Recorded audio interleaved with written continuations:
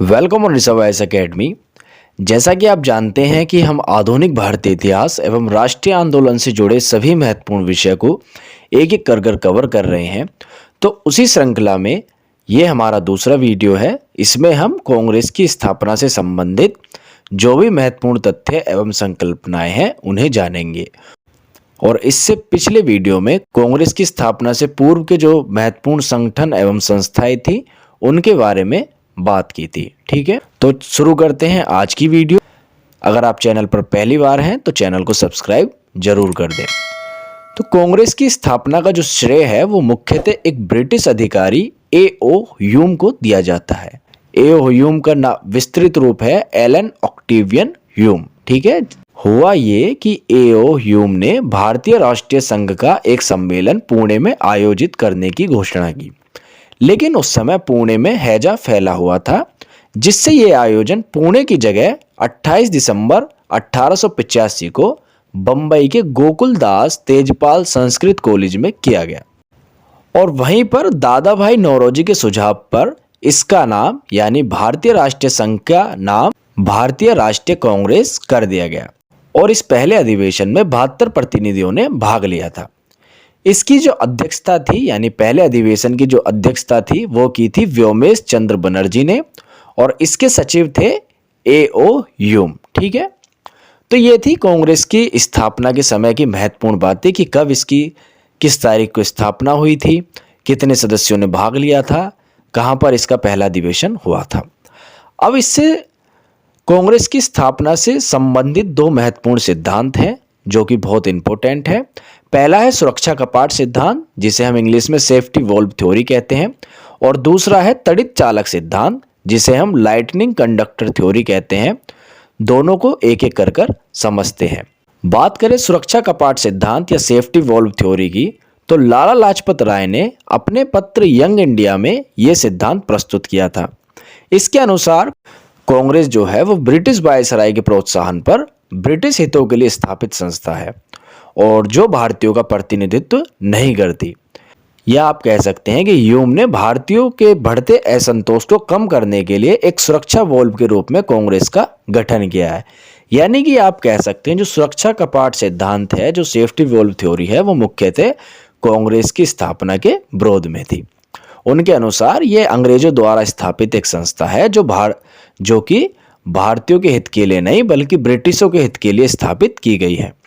फिर दूसरा हमारा सिद्धांत है तड़ित चालक सिद्धांत यानी लाइटनिंग कंडक्टर थ्योरी। तो ये वाली जो थ्योरी है ये कांग्रेस की स्थापना के पक्ष में दी गई थ्योरी है, यानी कांग्रेस के पक्ष में दिया गया सिद्धांत है। तो गोपाल कृष्ण गोखले ने 1913 में इस सिद्धांत का प्रतिपादन किया। ये सुरक्षा वॉल्व के विपरीत कांग्रेस के पक्ष में स्थापित सिद्धांत था। गोखले ने कहा कि कोई भी भारतीय अंग्रेजों के समर्थन के बिना कांग्रेस का गठन नहीं कर सकता था, और इसलिए कांग्रेस के शुरुआती नेताओं ने ह्यूम को एक तड़ित चालक के रूप में, एक लाइटनिंग कंडक्टर के रूप में उपयोग किया है। यानी भारतीय बुद्धिजीवियों ने ह्यूम का उपयोग भारतीय हितों के लिए किया है, ना कि ह्यूम ने भारतीय नेताओं का प्रयोग ब्रिटिश हितों के लिए किया है। ठीक है, इन दोनों सिद्धांतों के अतिरिक्त कांग्रेस की स्थापना से संबंधित एक अन्य सिद्धांत भी है जो मार्क्सवादी विचारधारा से संबंधित है। तो मार्क्सवादी इतिहासकार R.P. दत्त का ध्रुवी संधि सिद्धांत, जिसे कॉन्स्पिरेसी थ्योरी कहते हैं, जो कि सुरक्षा वॉल्व सिद्धांत की तरह ही कांग्रेस के विरोध में था। इसके अनुसार इंडियन नेशनल कांग्रेस का गठन यानी भारतीय राष्ट्रीय कांग्रेस का गठन भारत में विद्रोह को खत्म करने की साजिश के अंतर्गत किया गया था और बुर्जुआ नेता इसके पक्ष में थे। तो यहाँ हमने कांग्रेस की स्थापना से संबंधित मुख्यतः 3 सिद्धांत पढ़े। सुरक्षा कपाट सिद्धांत यानी सेफ्टी वॉल्व थ्योरी जो कांग्रेस की स्थापना के विरोध में थी, दूसरी तड़ित चालक सिद्धांत यानी लाइटनिंग कंडक्टर थ्योरी जो कि कांग्रेस की स्थापना के पक्ष में थी, और तीसरी कॉन्स्पिरेसी थ्योरी ध्रुव संधि सिद्धांत जो कि सुरक्षा कपाट सिद्धांत की तरह ही कांग्रेस की स्थापना के विपक्ष में थी। तो कांग्रेस के बारे में कई महत्वपूर्ण टिप्पणियां या कमेंट भी किए गए थे और ये भी अक्सर एग्जाम में पूछ लिए जाते हैं। तो हम इन पर भी एक एक कर बात करते हैं जो भी महत्वपूर्ण टिप्पणियां की गई थी उनके बारे में।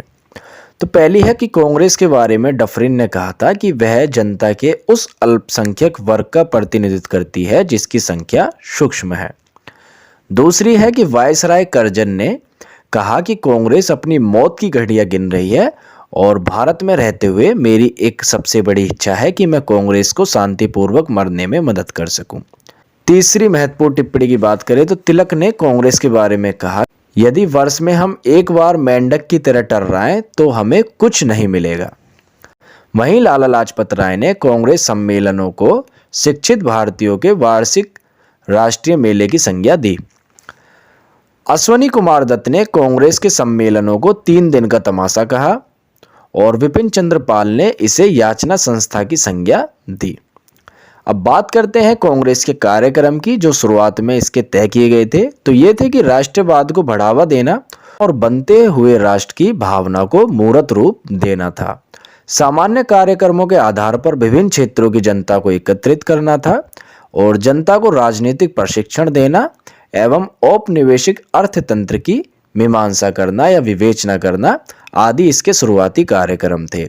साथ ही व्यवस्थापिका में भारतीयों का प्रतिनिधित्व बढ़ाना आदि इसके कार्यक्रम थे। इस प्रकार कांग्रेस की स्थापना के समय यह संगठन मुख्यतः उच्च वर्ग के हाथों में था, जिनमें धनी एवं उच्च शिक्षित व्यक्ति शामिल थे और इसका आम जनता तक कोई आधार नहीं था।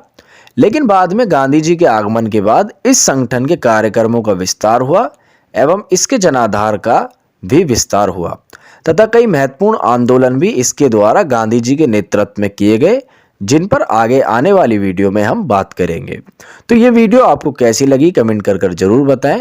वीडियो अच्छी लगी हो तो लाइक करें तथा चैनल पर पहली बार हो तो सब्सक्राइब जरूर करें।